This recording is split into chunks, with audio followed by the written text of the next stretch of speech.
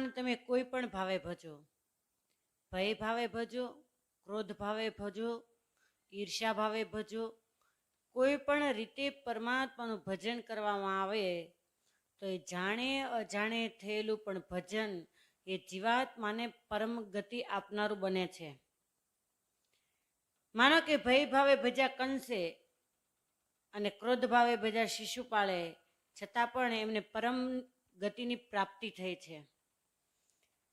જે જીવાત્માઓ પરમાત્માને પ્રેમ ભાવથી ભજે છે એ જીવાત્માઓ આ જગતની અંદર આ દેહ કરીને બ્રહ્મરૂપની સ્થિતિને પામી જાય છે.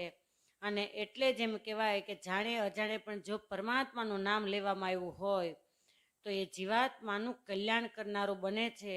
અને એટલે જ સંત તુલસીદાસજીએ કહ્યું કે તુલસી મેરે રામ કો રીજ ભજો કે ખીજ, જુખી તો મેં બોઈએ ઉલ્ટા સુલટા